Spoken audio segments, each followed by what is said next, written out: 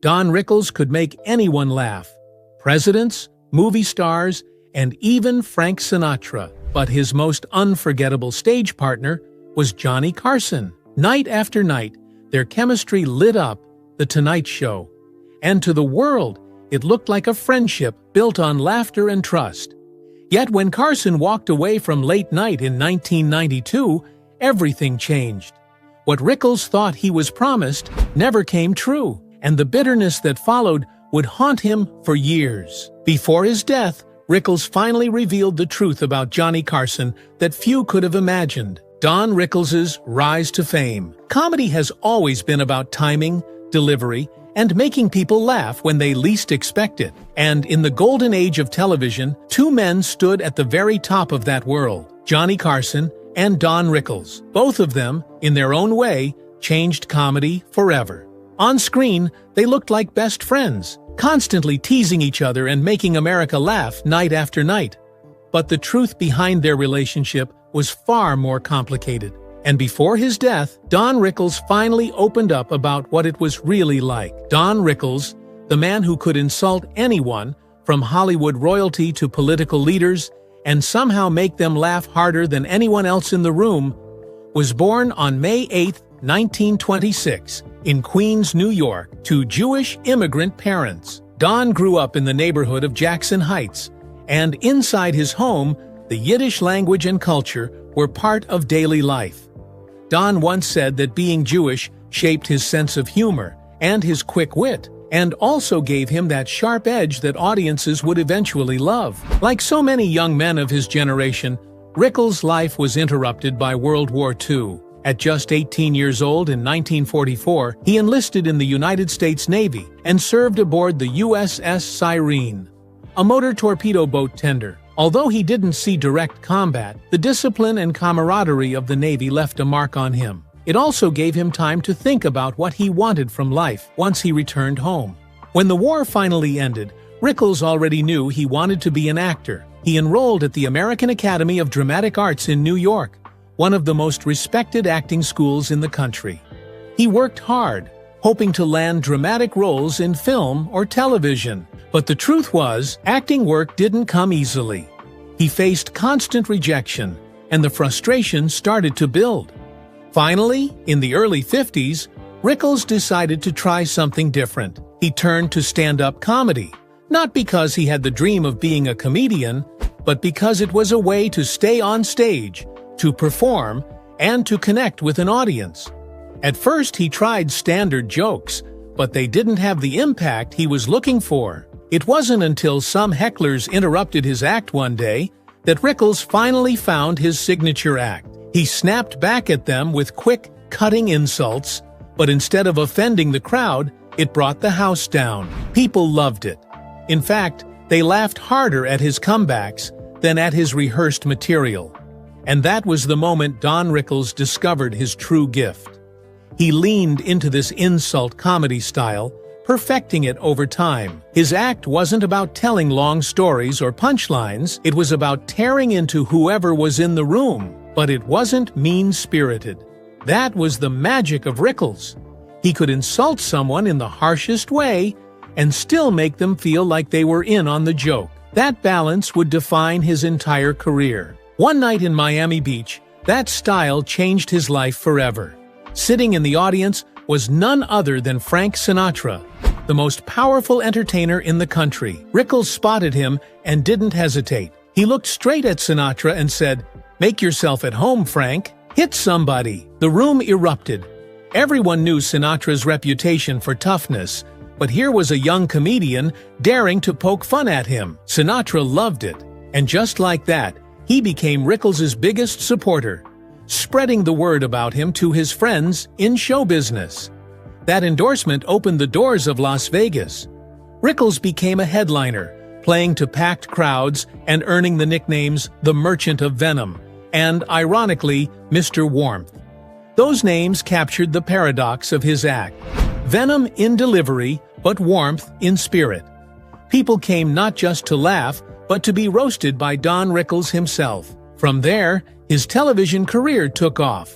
He was a frequent guest on talk shows like the Dean Martin Celebrity Roasts, where he would tear into celebrities of every background, from actors to politicians to even athletes, and somehow leave everyone smiling. But he wasn't just a stand-up star. Rickles also found success in television and film. He starred in the sitcom CPO Sharky in the late 1970s, and before that, he had The Don Rickles Show, a short-lived sitcom that still showcased his sharp timing. He also had roles in movies like Run Silent, Run Deep with Clark Gable and Burt Lancaster, proving he could handle serious acting when given the chance. And even in his later years, the recognition kept coming. In 2007, he won an Emmy Award for the documentary Mr. Warmth, The Don Rickles Project, which celebrated his life and career. It was a fitting tribute to a man who had spent decades shaping comedy and influencing countless performers who came after him. But behind the laughs, the television appearances, and the friendships with Hollywood royalty, there was another side to Rickles' story that he rarely spoke about publicly. Rickles' hidden pain. Don Rickles built his career on laughter, but away from the spotlight, he carried a very different story. Audiences saw the quick comebacks, the big smile, and the endless energy. What they didn't always see was that Rickles had a private life filled with both joy and heartbreak. He had his moments of love, but there were also moments of deep personal loss. In 1965, Rickles' life changed when he married Barbara Sklar. He often joked that she was the one who made it possible for him to survive all those years in show business. Barbara wasn't just his wife. She became his anchor, and together they had 2 children, Mindy and Larry. Don loved being a father, though by his own daughter's account, he wasn't always the most openly expressive man at home. Mindy Rickles later described her father as deeply loving but emotionally guarded. She explained that Don could shower the world with jokes and laughter, but when it came to opening up about his deepest feelings, he held back. That was part of the hidden side of Rickles. The same man who could stand in front of 1,000 people and fearlessly roast a celebrity often struggled to put words to his own vulnerabilities within his family. However, she made it clear that despite this fact, he was the perfect father and husband. In her words, he was a very loving dad. He never insulted us. His son, Larry Rickles, followed a different path into entertainment. Larry became a writer and producer, and in 2007, he won an Emmy Award as part of the team behind Mr. Warmth, The Don Rickles Project. It was a proud moment for Don, who often said that his family's accomplishments meant more to him than his own. But just 3 years later, tragedy struck. In 2011, Larry died unexpectedly at the age of 41 from pneumonia. Don Rickles had made his entire career out of laughter, but losing a child was a pain that went far beyond words. Rickles was beyond devastated, and though he didn't talk about it publicly in detail, those close to him noticed a change. His humor remained, but there was a heavier layer beneath it. The loss of Larry was something he carried with him for the rest of his life. But it wasn't the only burden, because while Rickles loved his friendship with many stars, he wasn't immune to friendship disputes. Over the years, whispers and rumors surfaced that Rickles had complicated feelings toward Frank Sinatra, the same man who had once been responsible for launching him into stardom. Rickles never publicly confirmed all the rumors, but multiple reports claimed that he sometimes expressed resentment toward the singer. The most shocking part of these rumors came from allegations that Sinatra had a dark role in Marilyn Monroe's tragic story. According to these reports, Rickles believed that Sinatra had exploited Monroe in Hollywood. These were controversial claims, and while Rickles never made them openly in front of cameras, they left a lasting impact on his reputation in Hollywood circles. To the world, he was Mr. Warmth, the man who could insult anyone and get away with it. But within his own life, he carried grief, regrets, and opinions that didn't always fit the image people had of him. And yet, despite these private struggles, Rickles never let the audience see him falter. He always walked onto the stage with confidence, ready to unleash his sharp wit. But soon, another figure would enter his story in a way that would define much of his career. Johnny Carson, the king of late-night television, became both his greatest ally and his most complicated friend. On screen, their chemistry was undeniable, but behind the curtain, it was a relationship marked by more than just jokes. The Tonight Show era. When Don Rickles first walked onto the stage of The Tonight Show starring Johnny Carson in 1965, he had no idea that it would become one of the most defining platforms of his career. What began as a guest appearance quickly grew into a recurring role, not as a host or performer, but as the ultimate wild card. Over time, Rickles became one of Carson's most frequent visitors, racking up more than 100 appearances, and each one was unpredictable, unscripted, and unforgettable. The chemistry between Carson and Rickles worked because it was built on contrast. Johnny Carson was smooth, calm, and perfectly timed. He played the straight man better than anyone in television history. Rickles, on the other hand, was chaos, loud, brash, and never afraid to say the thing everyone else was too polite to even think. Together, they created magic. Audiences at home tuned in not just to hear Carson's monologues, but to see what would happen when Don Rickles was unleashed on his set. One of the most legendary moments happened in 1976.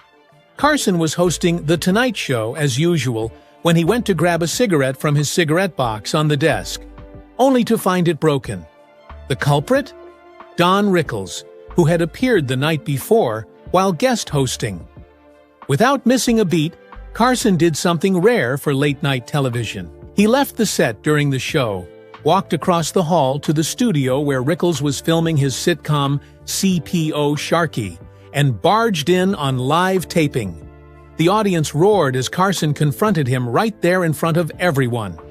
Rickles tried to play innocent, then turned the whole thing into a comedy bit, pleading with Carson and joking that he was just trying to make a living. But the moment became iconic, a piece of television history that perfectly captured their chemistry. 2 years later, in 1978, Rickles once again stole the spotlight, this time during Carson's anniversary special. As the country tuned in to celebrate Carson's reign over late night, Rickles turned the event into one of his trademark roasts. He teased Carson about everything from his wealth to his multiple marriages, joking that Johnny changed wives the way most people changed cars. Carson, sitting there with his signature grin and cigarette in hand, let Rickles run wild. It was proof that Carson trusted him enough to take shots that few others could get away with. Rickles also thrived in physical comedy whenever he appeared on the show. One famous sketch involved Carson lying on a massage table during a comedy routine. Out of nowhere, Rickles stormed in and interrupted the scene. He threw himself into the bit, manhandling Carson and turning the calm setup into pure slapstick chaos. The audience erupted with laughter, and Carson, though trying to stay in character, couldn't help but crack up. The surprise appearances became part of Rickles' legend. He didn't just sit in the chair and answer questions. He turned every visit into an event. The teasing between the two was always sharp but affectionate. Rickles would needle Carson about his enormous wealth, calling him out for living like a king while pretending to be a man of the people.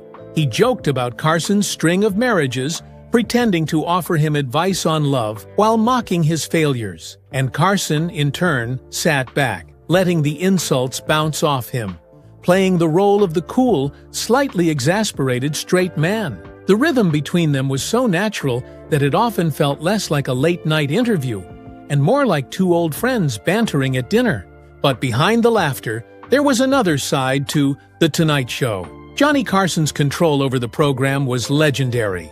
While he let Rickles run free on air, he maintained a tight grip on who got to sit in that guest chair. Many comedians and entertainers knew that Carson could make or break a career with a single invitation or a refusal to extend one. And some even feared his influence. Several high-profile incidents revealed just how powerful Carson was when it came to guest bookings. Joan Rivers, once his regular guest host and someone he had personally mentored, found herself permanently banned from The Tonight Show after she launched her own late-night program without informing him first. Carson never spoke to her again, and the ban lasted until after his death. Another case was impressionist Rich Little, who allegedly found himself blacklisted because Carson felt he was mocking him too often during performances. Even Rickles, who could get away with mocking Carson to his face, understood the boundaries. On camera, he was free to poke fun at Johnny's aloofness, teasing him for being stiff or overly serious. Off camera, though, Carson was known to be a very different man. Cold, distant, and often uninterested in forming friendships with his guests. Many celebrities who visited the show described Carson as polite but detached once the cameras were off. He rarely mingled backstage, and when the taping ended, he tended to retreat into his own world. This dynamic made Rickles' relationship with Carson unique. Unlike many other guests, Rickles could break through Johnny's shell, at least on stage. The audience loved it because they felt like they were seeing a side of Carson that no one else could reach. The laughter was genuine, and Carson's rare moments of being thrown off balance often happened only when Rickles was in the room. That chemistry became one of the enduring hallmarks of late-night television. But as much as the world loved their on-screen friendship, the truth behind Carson's smile was far more complicated. He wasn't just the king of late night, he was a man carrying private demons that few people ever saw. Carson's private demons. Behind Johnny Carson's calm smile and razor-sharp timing was a man who carried heavy demons. On television, he looked untouchable, the king of late night who kept America laughing. Away from the cameras, his life told a very different story, one filled with broken marriages, personal tragedy, and an almost relentless need for control. Carson was married 4 times, and nearly all of those relationships were marked by turmoil. His first marriage to Jody Wolcott ended in disaster, with Jody later describing violent outbursts and emotional maltreatment fueled by alcohol. What audiences saw as a charming host, Jody often saw as a man who could be unpredictable and frightening. Carson's temper, combined with drinking, created a volatile home life that couldn't last. His second marriage to Joanne Copeland wasn't much easier. Joanne spoke openly about Carson's drinking habits, describing episodes where he experienced blackouts and showed what she called tremendous anger about women. She revealed a side of Carson that few outsiders ever saw, a man whose insecurities often came out in destructive ways. The marriage, like the first, eventually crumbled under the weight of those private struggles. Even with all the success he achieved, Carson's personal life rarely seemed stable. He kept moving forward professionally, but behind the scenes, he struggled with trust, intimacy, and anger. Alcohol played a role, often intensifying the issues already bubbling beneath the surface. Each marriage seemed to follow a similar cycle of charm, conflict, and collapse. Carson also faced tragedy as a father.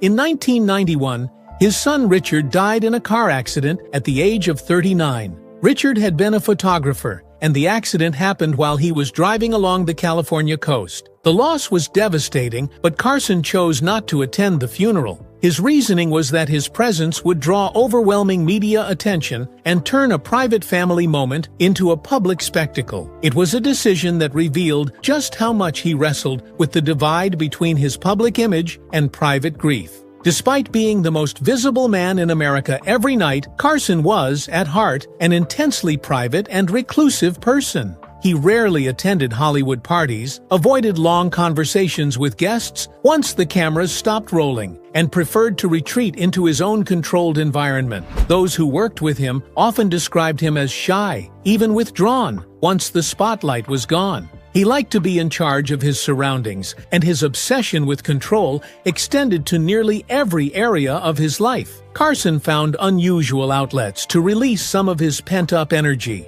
Tennis became one of his favorite pastimes, a sport where discipline, focus, and control were essential. He also loved playing the drums, often retreating to practice as a way to channel his emotions. These hobbies gave him structure, a way to manage the parts of himself that seemed impossible to tame in relationships. The contradictions in Carson's life made him both fascinating and difficult to understand. He could make millions laugh with a single gesture on television, but at home, his marriages fell apart under the weight of his anger and detachment. He was adored by the public, yet reclusive in private, often retreating from even those closest to him. All of this added a complicated layer to his friendship with Don Rickles. On screen, Rickles poked fun at Carson's marriages, his wealth, and his aloofness. The audience saw it as comedy, but beneath those jokes was a grain of truth. It was part of what made their banter electric, but it also planted seeds of tension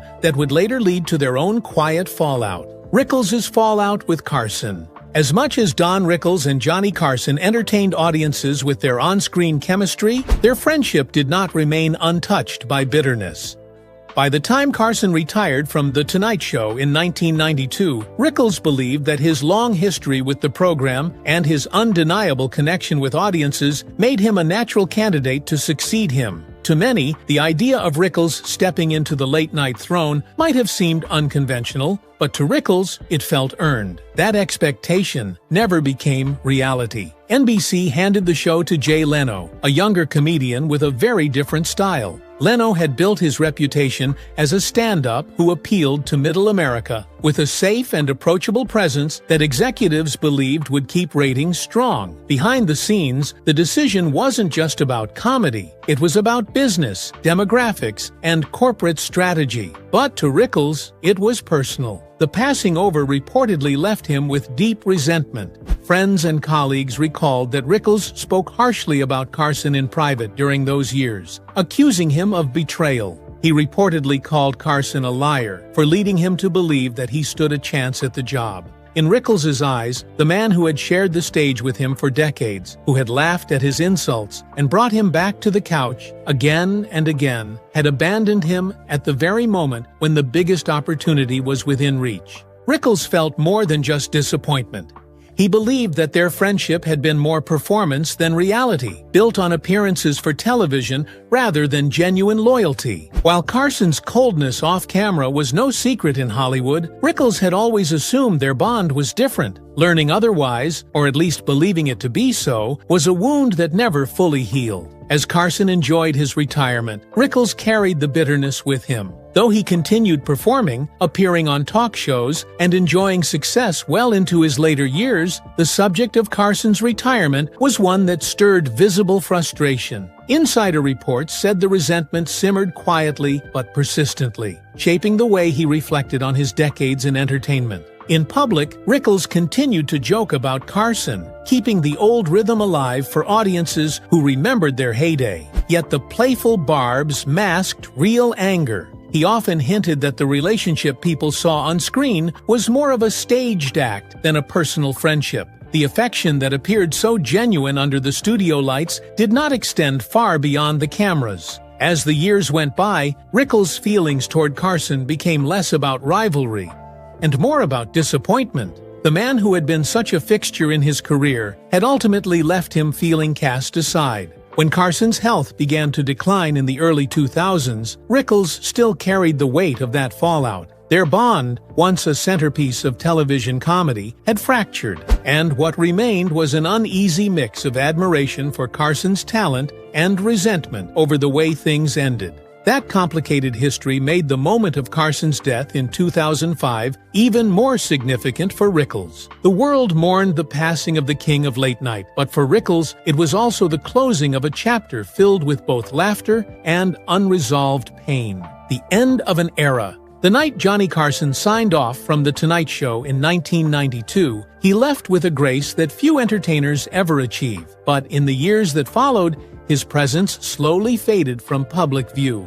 Carson rarely gave interviews, hardly appeared on television, and chose to spend his final years in near-total privacy. By the early 2000s, the man who had once been America's nightly companion was living quietly, almost like a ghost of show business past. On January 23, 2005, that chapter finally came to an end. Carson died from complications of emphysema at the age of 79. The news hit the entertainment world like a thunderclap. Even though he had been retired for more than a decade, Carson's influence still hovered over late-night television, shaping every host who followed him. The loss felt like the closing of a cultural era, not just the passing of one man.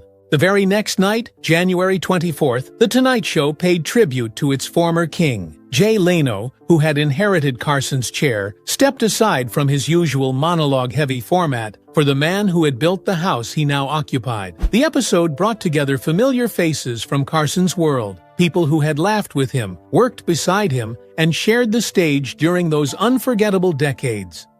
Don Rickles was there, as was Bob Newhart and Carson's longtime sidekick Ed McMahon. Together, they celebrated not only Carson's career, but also his impact on comedy itself. Rickles, who had carried years of complicated feelings toward Carson, approached the tribute with surprising warmth. On ABC, he spoke candidly, calling Carson the best straight man a comedian could ever hope for. He added that Carson was a complicated genius, a phrase that perfectly captured the dual nature of the man, the brilliant host on stage and the distant figure in private life. It wasn't a sugar-coated farewell. Rickles didn't pretend their friendship had been flawless, or that the tensions had never existed. Instead, he chose to honor Carson by recognizing both his gifts and his complexity. Coming from Rickles, who never shied away from honesty, it carried weight, showing that he still respected what Carson had accomplished. The tribute episode itself was a reminder of how deeply Carson's absence would be felt. Ed McMahon, who had spent 30 years by his side, spoke with the reverence of a man who had lost a partner, not just a boss. Bob Newhart, another titan of comedy, reflected on the countless nights when Carson's show served as the heartbeat of American culture.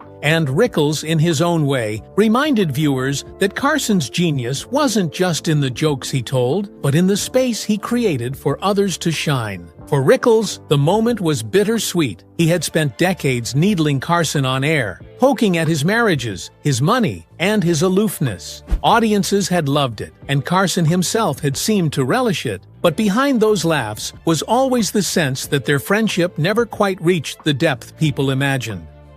Carson's death marked more than the end of a life. It marked the end of an era in entertainment. He had defined late-night television for 30 years, and even in retirement, no one could truly take his place. Every host who followed, from Leno to Letterman to Conan and beyond, stood in his shadow. And for Don Rickles, the loss was also personal. It was a reminder of his own mortality, of the fading generation of comedians who had once ruled American culture. Do you think Don Rickles should have been given the opportunity to host The Tonight Show? Tell us in the comments section below. If you enjoyed this video, don't forget to click on the next video on your screen, like this video, and subscribe to our channel for more updates.